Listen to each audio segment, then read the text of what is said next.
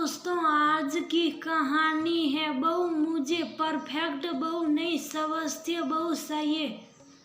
दोस्तों, कहानी शुरू करने से पहले अगर आपने चैनल को सब्सक्राइब नहीं किया हो तो कर लीजिए ताकि आपके पास पहुंच सके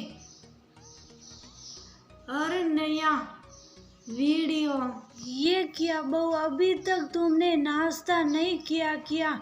सत्संग से लौटकर आई मीरा जी ने अपनी बहू सुमन को रात के कपड़ों में पसीने और धूल से लथपथी घूमता देख परेशान सी हो उठी। बस मम्मी जी खिड़कियों की धूल साफ करने में लग गई थी और जब खिड़कियां चमकने लगी तो पर्दे गंदे लगने लगे, इसलिए लगे हाथ इन्हें भी धो दिया। अब हो ही गई है सफाई, बस झट से नहा लेती हूँ अपनी सास को कह सुमन बाथरूम में घुस गई और मीरा जी वहीं बैठ अपनी बहू के स्वास्थ्य की चिंता में डूब गई। मीरा जी का छोटा सा परिवार था, बेटा रंजित, बहू सुमन, 6 महीने की नन्ही पोती रिद्धि और वो खुद। मीरा जी ने अपने पति की मृत्यु के बाद अकेले टीचर की नौकरी कर अपने बेटे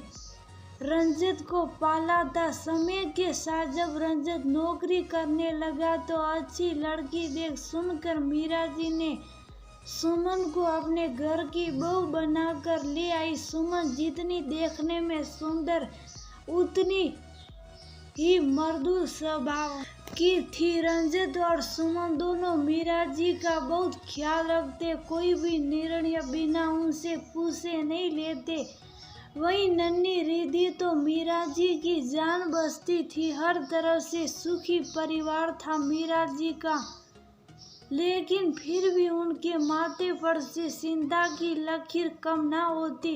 इसका एकमात्र कारण उनकी बहू सुमन का हद से ज्यादा सफाई की सनक थी। साफ सफाई तो हर कोई रखता है अपने घर में, लेकिन सुमन का सफाई के प्रति लगाव हद से ज्यादा था। यही कारण था जो हर रोज का नाश्ता या तो सुमन ठंडा खाली या फिर सीधा दोपहर हो जाती। सुमन को नाश्ता या खाना खाने में रंजित और मीरा जी बहुत समझाते। सुमन को कई बार तो मैड खुद मीरा जी ढूंढ कर ले आती, लेकिन सुमन को किसी मैड का काम पसंद ही नहीं आता और 1-2 दिन में ही उसकी छुट्टी कर सुमन खुद काम में लग जाती। रिद्धि की जन्म को भी अधिक समय नहीं हुआ था, ऐसे में अधिक काम और समय पर नाश्ता खाना न करने का असर भी साफ सुमन पर नजर आने लगा था। चेहरे की रौनक तो खत्म हो ही रही थी,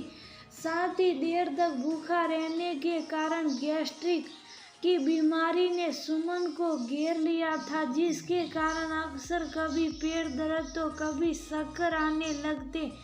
रंजित बहू को समझा, बेटा इतनी सफाई की सनक ठीक नहीं, और अगर साफ सफाई करनी है तो सुबह कुछ नाश्ता कर लिया करे, ऐसे खुद के प्रति लापरवाही भारी ना पड़ जाए। मैं क्या करूं माँ, समझा कर थक गया, लेकिन सुमन मानती ही नहीं, कहती है बिना पूजा किए मैं खाना नहीं खा सकती। अब तो मैंने भी हाथ खड़े कर लिए, वैसे भी माँ समझाया उनको जाता है, जो कुछ समझे। सुमन तो अपने धुन की पक्की है, रंजित की बात भी सही थी, इसलिए मीरा जी भी चुप रह गई। मीरा जी की भी उम्र हो चली थी, फिर भी वह प्रयास करती सुमन की मदद करने को, लेकिन सुमन उनके कोई काम में हाथ भी ना लगाने देती। कहती सारी उम्र तो अपने घर बार दोनों संभाला है मम्मी जी, अब इस उम्र में आप काम करें ये शोभा नहीं देता। ये दिन तो आपके आराम के और अपनी पोती संग खेलने के हैं। अब तो थक कर मीरा जी ही चुप हो गई थी, लेकिन उनका अंदेशा एक दिन सही साबित हुआ। बाजार कुछ सामान लेने गई सुमन जब देर शाम तक वापस नहीं आई तो मीरा जी बेचैन उठी। रिद्धि को गोद में उठा बार बार गली के शक्कर काटने लेकिन जब अंधेरा घिर आया तो किसी अनहोनी की आशंका से मीरा जी का हृदय कांप उठा।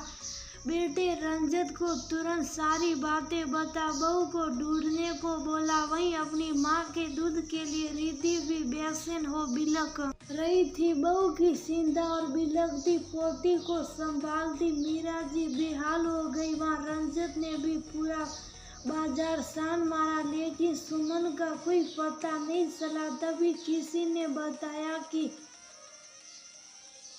महिला भी सड़क पर बेहोश हो गिर पड़ी थी और सड़क पर अचानक गिरने से मोटरसाइकिल से भी टकरा गई। कुछ लोगों ने पास के अस्पताल में भर्ती करवा दिया है। खबर सुन रंजत के होश उड़ गए। भागकर अस्पताल में पता किया तो वो महिला कोई और नहीं सुमन ही थी। सड़क पर अचानक गिरने से सर फट गया था। 3 टाके आए थे और अचानक मोटरसाइकिल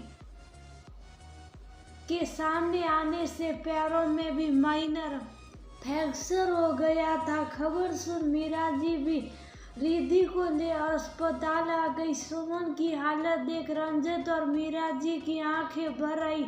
बहुत कमजोर है आपकी पत्नी, इतनी कम उम्र और शरीर में खून ना के बराबर है, एनीमिक हो चुकी है आपकी पत्नी। क्या खाना समय पर नहीं खाती? अभी प्रसव को भी ज्यादा समय नहीं हुआ है। बच्चे को दूध पिलाने वाली माँ का कैसे ख्याल रखा जाता है, क्या आपको पता नहीं? या फिर आप भी उन लोगों में से हैं जो बहू को इंसान नहीं मशीन समझते हैं? मिस्टर रंजत, अगर ऐसा ही रहा तो बीमारियों का घर बन जाएगा आपकी पत्नी का शरीर।